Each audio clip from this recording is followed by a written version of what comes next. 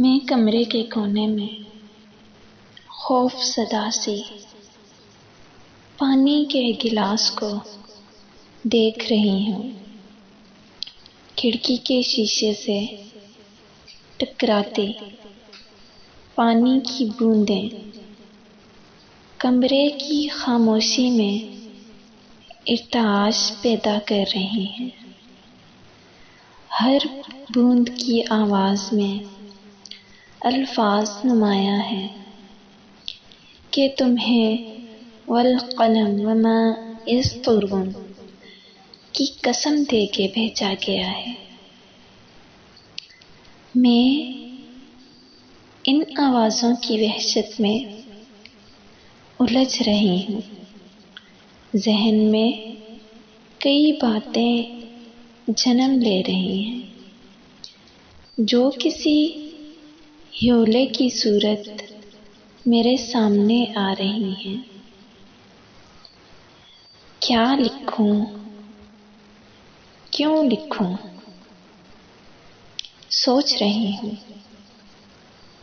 اس پانی پہ لکھوں جو گلی میں کھیلتے کیچڑ میں لتھڑے بچے کو نہلانے کے کام آتا ہے، یا اس پانی پہ لکھوں جو کسی طوائف نے رات کے اندھیرے میں کسی کی ہوس بجھانے کے بعد صبح اس پانی سے خود کو معطر کیا ہے، یا اس پانی پہ لکھوں جو میک اپ اور دھول مٹی سے اٹے چہرے کو دھونے کے لیے کسی خواجہ سرا نے استعمال کیا ہے، یا اس پانی پہ لکھوں جو کربلا میں شہیدوں کو میسر نہ ہوا،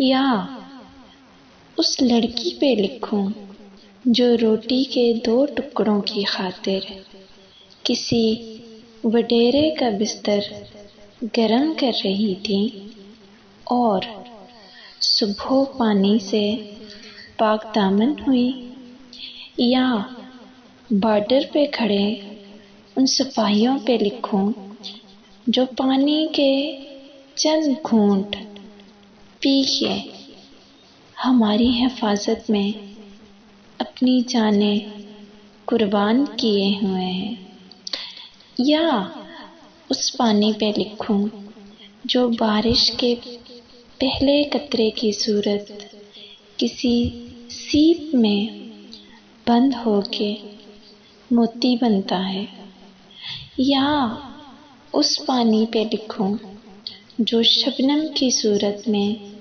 پھولوں پہ گرتا ہے اور وہ پھول اس کی مستیوں میں ناچتا ہے۔ اسی پھول کی کھنک سے متاثر ہو کر کوئی ماہ رخ ماہ جبین اس کو توڑ کے بالوں میں سجاتی ہے، تو چاند اور چکور بھی اس کے حسن کے مداح ہو جاتے ہیں۔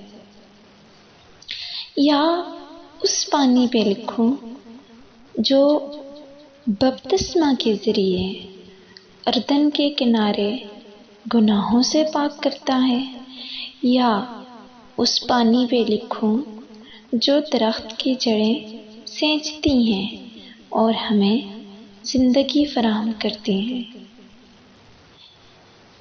یہ تمام سوچیں میرے ارد گرد گھوم رہی ہیں، مجھ پہ ہنس رہی ہیں۔ بارش کی بوندیں اپنا لمس کھڑکی کے شیشوں پہ چھوڑ چکی ہیں، لیکن میرے ارد گرد کے یہ دیو نما حیولے ہندیوں کے شو سے زیادہ قہر نازل کیے ہوئے ہیں۔